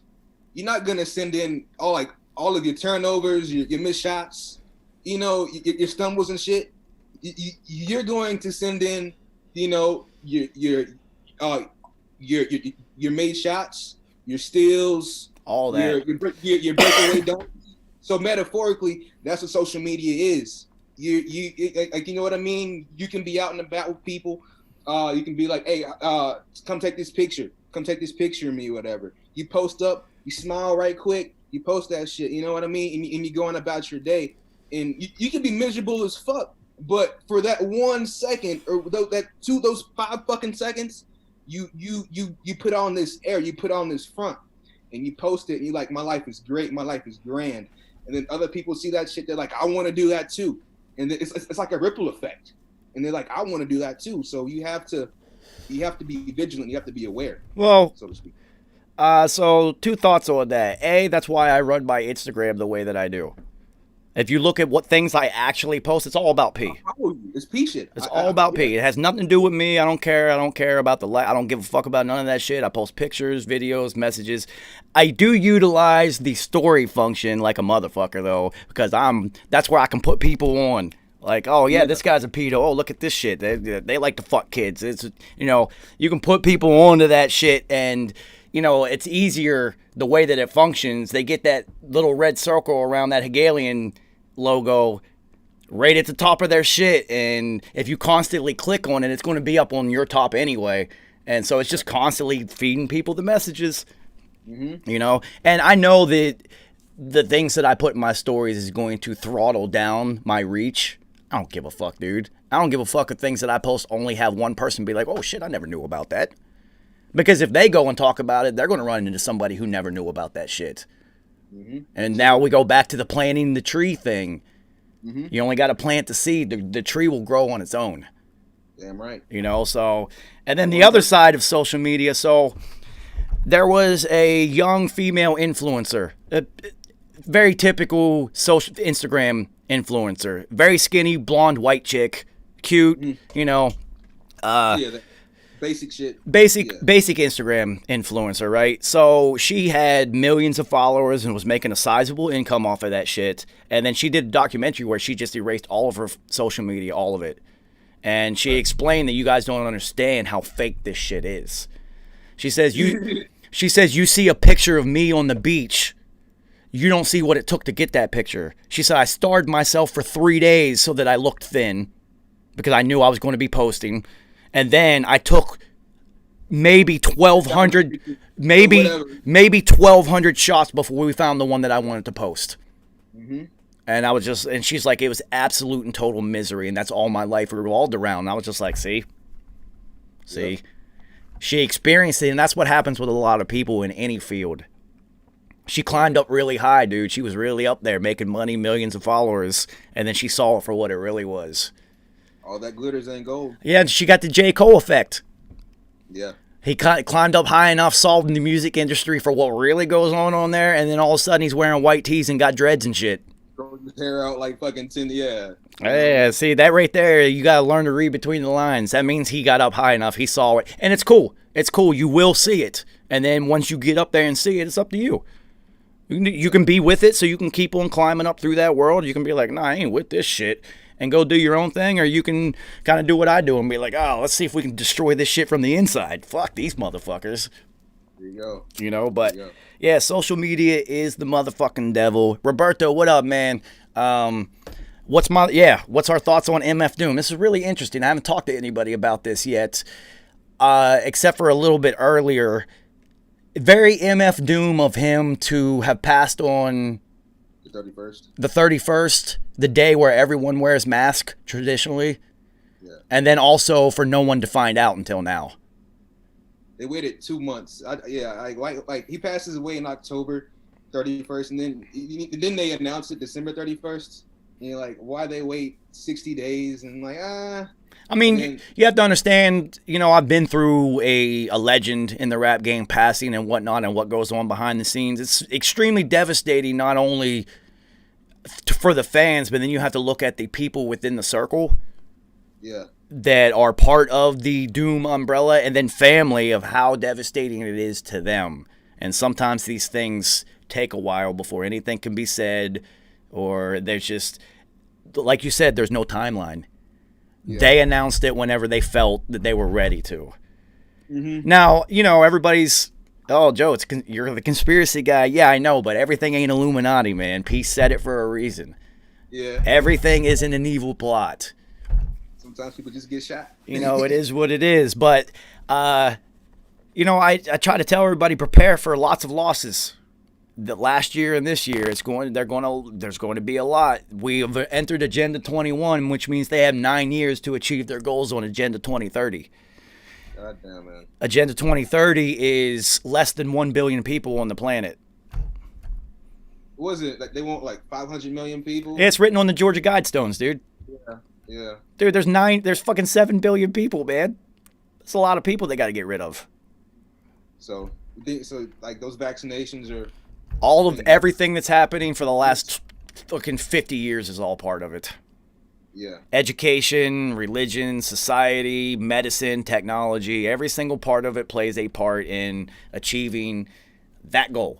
So the parable that I always lay out for people to understand the motivation of evil, right? Mm-hmm. So you watch The Dark Knight. Dopest comic book movie ever. Yeah. I know Infinity War was fucking amazing on a grand scale, but just the singular, come on, Heath Ledger, forget about it, right? Christopher Nolan, you're incredible. So you watch that movie, and I love to draw the parallel.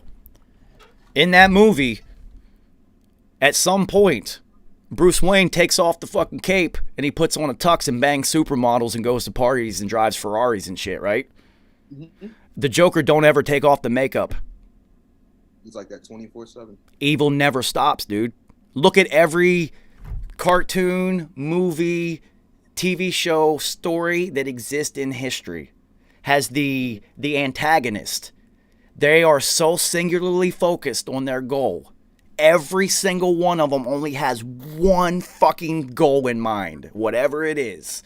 To where the good side, they're good, dude. They like family, positivity, nature, animal, whatever it is.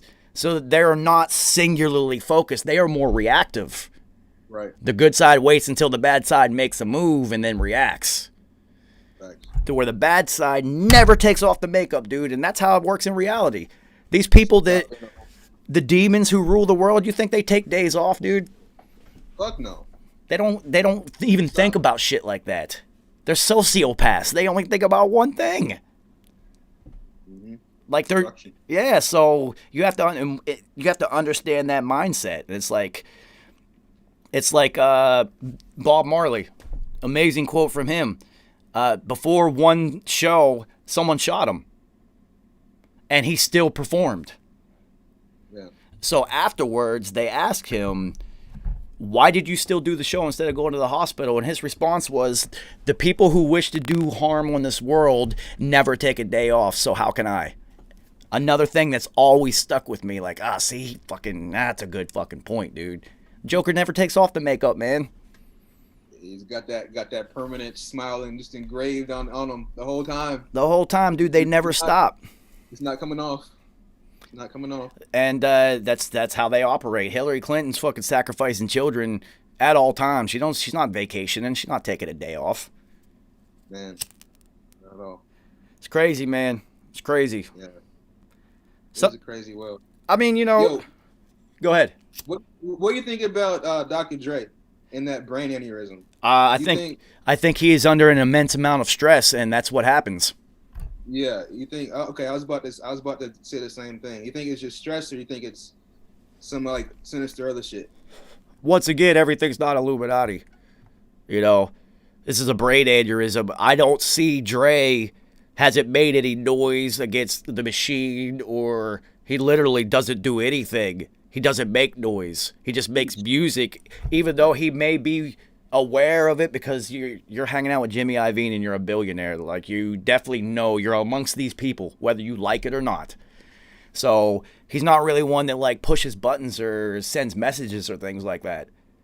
So there was essentially no need to utilize him in any way, right? The only way you would utilize him is to use his vehicle that he has, his platform, and then put some messages in the music or whatnot. You know, the way that they would do. Yeah, fucking have somebody in the background of a video wearing a hoodie with Baphomet on it or something. Dre didn't make that decision. So like Behind the scenes. yeah, so it's shit like that. So the brain aneurysm. Listen, man, his ex-wife wants $2.5 million a month from him.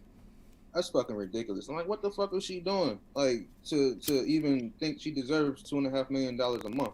Like, I mean, I get it. The guy is loaded, but at the same time, that's just fucking entitlement. It is, and it's also spite, and fuck you, I'm taking whatever I can from you. Now, we don't know what went on in the background at all. I don't know, they might, who knows what their relationship was like. Who knows? I have no idea, and I'm not going to claim that I do. But all I do know is that guy's under an awful lot of fucking stress, and he just had a brain aneurysm. So, stress is the number one killer, people. Take care of yourselves, especially mentally. That's why I do morning meditations now. You got to take care of your mental first all. Now, $2.5 million a month. You also have to think they were married for a long time, dude. Like what, since like 96 or something like that? They've been married a long time, so she is privy to a lot of information that a whole lot of people don't know, and he probably doesn't want people to know some things. Who knows? I don't know what. But I'm just saying, when you're at that level, there are secrets. There's secrets on every level. So imagine the secrets at that level, right? Yeah. So he's also got to be stressing like, oh my God, what if she tries to burn Rome down to the ground? Yeah, he don't want that happening. Well, it's the same thing they worry about Trump. The people are worried like, yo, what if he just starts like dropping info on his way out? Like, yeah, fucking aliens, the Vatican, like just starts dropping info. Nothing to lose. I mean, but with the way society is right now, Joe, do you think people would actually like tune into that shit? No. Or you think they just chalk it up to like, oh, he's just rambling on some like conspiracy shit. He's losing his mind. Because the media would just fucking downplay that shit and people believe it. Because whatever the media says, people will believe. Yeah, they would. It's 3:33 somewhere, everybody. They would totally craft the message 100%. Yeah. So I hear from some people who know some things, many levels above myself, that. Actually, it was even known that. So there a while back, you remember Trump was just like, yo, I'm gonna tell everybody about the aliens. Do you remember? He was like, I'm gonna start telling everybody. Yeah. Yeah, that went away real quick, didn't it? Mm-hmm. So what I'm hearing from the top few levels of the pyramid is that the aliens were like, nah, bruh. Nah, you ain't saying shit. And they put a halt on that because to them, humanity is not ready to know. It's structured religion. Could you imagine if aliens just popped up and people were like, wait a minute, we're not alone? It would shatter every belief system, every kind of like just preconceived just idea people have had like their whole lives. So like their whole world would just come crashing down. It wouldn't know how to take that shit. You would have to look at the bell curve works on anything. It's statistics. It's geometry, right? So no matter what, there's a fringe on this side, and then it more assimilates toward the general population in the middle, the peak, and then a fringe off to this side. You have the left and right wing extremes. Same thing with religion. There's going to be a group of people in the middle who are going to be like, fuck yeah, aliens, this is dope, man. It's the religious extremes, no matter what doctrine you subscribe to. The extreme ends of it, those are the ones who will reject it the most. Mm-hmm. You look at like the super ultra hardcore Christians down south. Oh boy. Oh yeah. Dude, they'd be shooting at they'd start shooting at them. I'm in North Carolina, so oh yeah, exactly. Son, you already know then. The fucking Bible Belt, yeah. Everywhere you go, you fucking rural areas, churches left and right, yeah. He's saturated with so 2 things about North Carolina. A, that's my favorite place to play golf in America. I fucking love golf in North Carolina. It's incredible. B, the last time I was down there playing golf, my homie who was from Queens, who moved down to Myrtle Beach, we were driving through North Carolina on our way back up to New York. Actually, on election day 4 years ago, when Trump won, we were traveling north. And when we stopped in North Carolina, now mind you, I'm as white as you can get on the outside, right? My homie, same thing. Like 2 Caucasian as fuck white dudes in North Carolina. There was some North Carolina dudes down there, though, like overall crowd, right? Yeah, like them North Carolina boys, right? The American flags in the back of the motherfucking. Yeah. Woo! So we didn't say anything. Stopped at the gas station, went in to go get Dutchess and shit. We got a long drive ahead of us. One of them actually, how do I put this? One of them actually said something to us. He was just like, y'all need to get back to New York City, Yankees. And I was just like, did that really just fucking happen? Like, we're looking at each other. I was like, what in the fuck just happened? His tags even said South Carolina. I was just like, what in the fuck, dude? Yeah. Wild down there. So you got to look at those guys. They would shoot, right? No hesitation. Then you got to look at every other extreme. Every single doctrine's extreme would react in an aggressive manner. You would have I'm sure certain groups would look at it as this is a sign of the end. And, they might try to take everybody out with them. Like, it would be wild, dude. And then, I don't even know how the more stringent Islam community would react to that. That's a good point. I never even thought of that. Like, and then on top of that, the hardcore Jewish population, like the Hasidics and like the real strict religions. That's what I'm saying, in every doctrine. So how would they react? How would Israel react? How would the entire Middle Eastern Muslim world react? Would be just a little. I think they'd just be more like rigid to it. I don't think they'd would be so quick to accept it, even if it was like right in front of their face. Yeah, that would be real interesting to see how the rest of the world react. We're in America, like we've been Americanized. We are. It's just like Europe. It is what it is. A lot of people have lost religion. At least they have spirituality.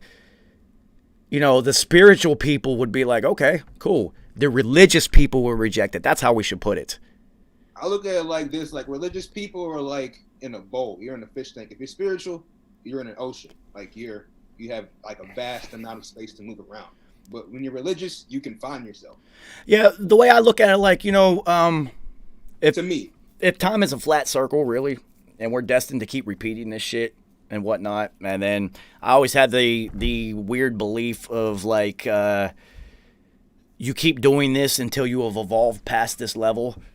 Until you learn the lesson, so to speak. Yeah, then the last lifetime is like Buddhist monks who you isolate yourself for an entire lifetime and meditate, and that's the last stage, right? Exactly. So, it's just like, for me, once I started to look at it like that, I look at other people as like they're just in lower stages of their evolution, and they might actually need the structure of religion to lead them towards the next step.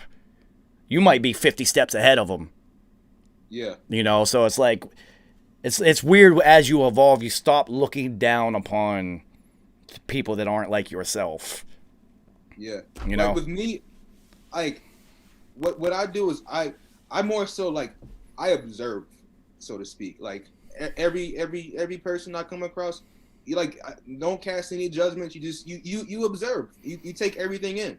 Like I remember being a kid going to church, and I'd be sitting in the back, and and like I would see like the old ladies in the front with like the fucking like the nets over their face, and they be jumping up and down, and they be screaming. And I'd be like 8 years old with my mom and my pops. I'd be like, yo, like what the fuck? Like this shit don't make any kind of sense. Like I was a fucking kid, but I had the sense to think like, okay, like I get it, but it just seemed like that the structure it just never resonated with me in a manner Yeah, that I really wanted it to. that's So funny because I grew up Catholic, so it's the exact opposite. Everybody is so quiet, and mass is about 34 minutes long, and the quicker we all shut the fuck up and just say the same things at the same time and stand up when they say stand up and sit down when they say sit down, we can get out of here because football's kicking off at 1, and you know we got shit to do. It was completely different. Catholic mass is hilarious. It is literally everyone just stands up and sits down all at the same time. They all say the same things at the same time. It's so regimented. It's so 34 minutes, 40 minutes, in and out. Let's go. We ain't got time for this shit. Church, man. People screaming, you hollering, man. You see people fall out, pastor screaming, man.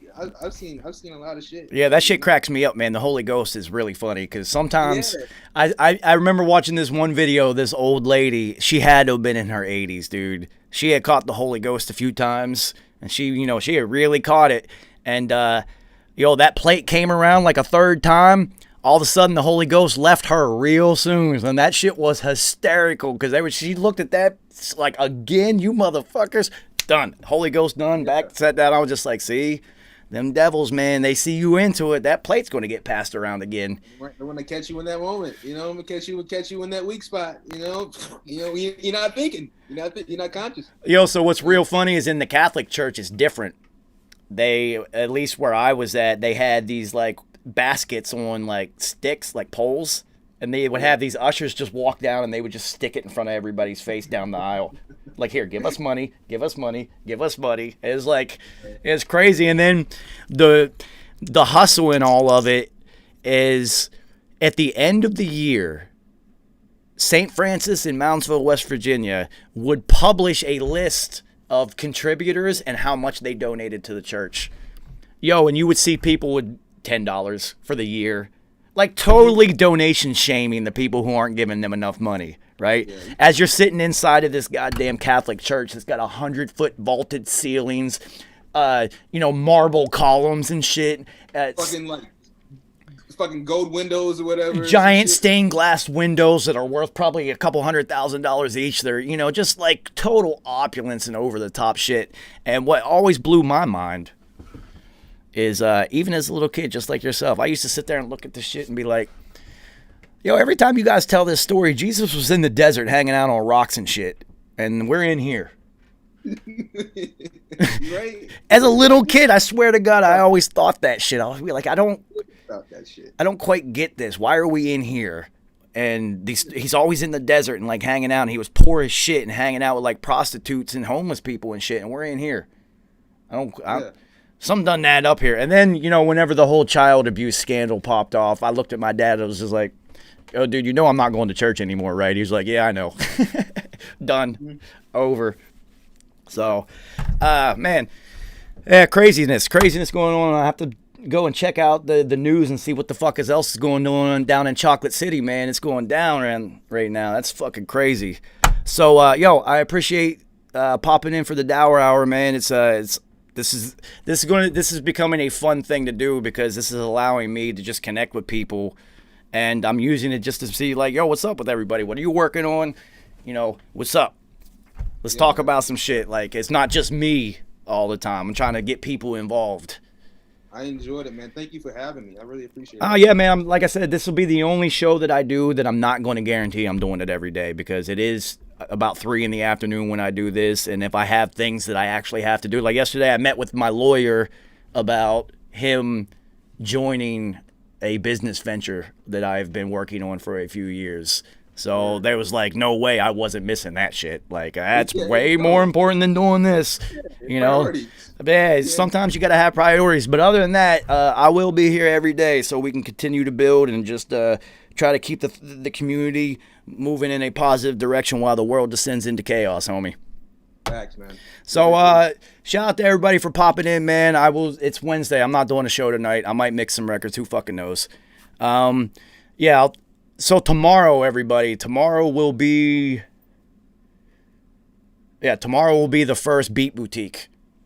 So with Beat Boutique, what I'm doing is I'm going to live stream, and whoever's working on music, just send it to me. We're going to listen to it live, and I'm going to give you advice on how to make it better, mixing, production, all that shit. I'm going to try to help everybody who's working on shit. And that'll be the new thing. And then other than that, it's RIPP 333. Thanks to the homie Grant Emery. And that was a bar. Holy shit, I just rhymed.